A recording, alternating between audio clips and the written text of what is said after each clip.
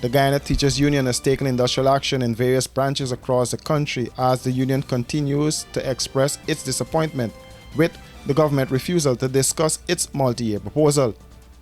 The union is hoping for a 25% increase for 2019 and 20% for 2020, 2021, 2022 and 2023. Speaking at a press conference today, Union President Mark Light said a dissatisfied teacher cannot be productive in the classroom.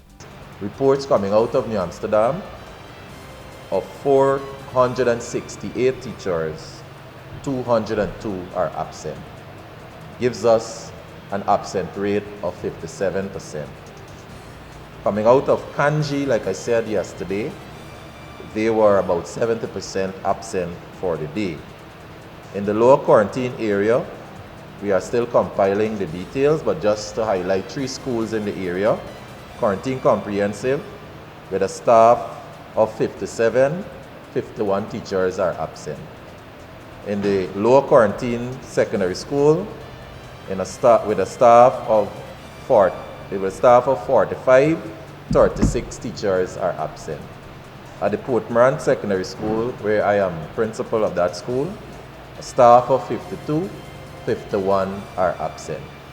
So you can see that teachers all across those branches have indicated their disgust, and they have decided to utilize one of their concessions for today, and they did that yesterday. We are likely to see several other actions along these lines and other actions taken in the future until we can have some positive word coming out of our government of the day with regards to how we're going to go forward in the negotiations for our members.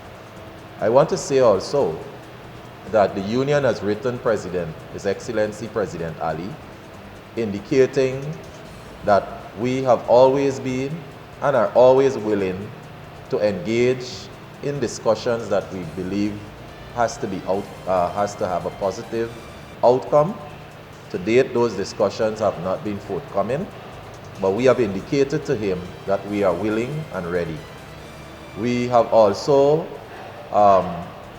indicated that the union intends to take industrial actions, which will not take the form that I've described here.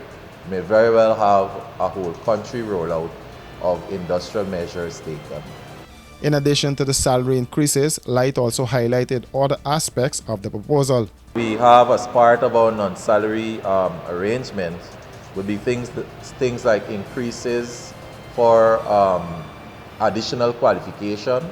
We've also looked at new areas for teachers' qualifications to be recognized. We've also looked at things like scholarships, increasing scholarships for teachers, clothing allowances, weekly council leave moving from 4 years to 3 years. As you know, teachers are entitled to 1 month every 4 years. So our proposal would have asked for that to happen. We also have things like duty-free concession, annual leave for principals outside of the Whitley Council, class sizes, right, addressing the size of our classes, the hinterland conditions for teachers, and that has to do with the hardline and station allowances, increases along those lines, other hinterland benefits that will cushion the high cost of living in those areas. And then we also dealt with gratuity.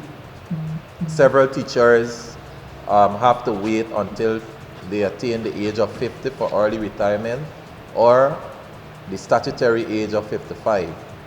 So what we've asked through this proposal is for there to be consideration for our teachers to have, after 11 years, 1/3 of their gratuity. And after 22 years, they can have 2/3.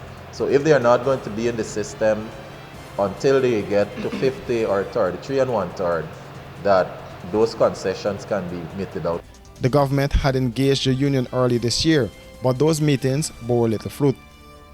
Union Vice President Mariska Williams said the GTU will remain the model union in Guyana and will not tolerate union busting. When the sugar workers receive their comprehensive package, when the nurses receive their comprehensive package, when the police officers receive their comprehensive packages, nobody went to speak to them directly. It was given to them. And as a union, this union, the Guyana Teachers Union, our membership will not tolerate it. That we believe the way forward would be for the government to present a parallel proposal. Something that meets what we have submitted to them, and that would have a clear indication that they are ready to move forward. Until such time, the union may very well press ahead with its plan for industrial actions.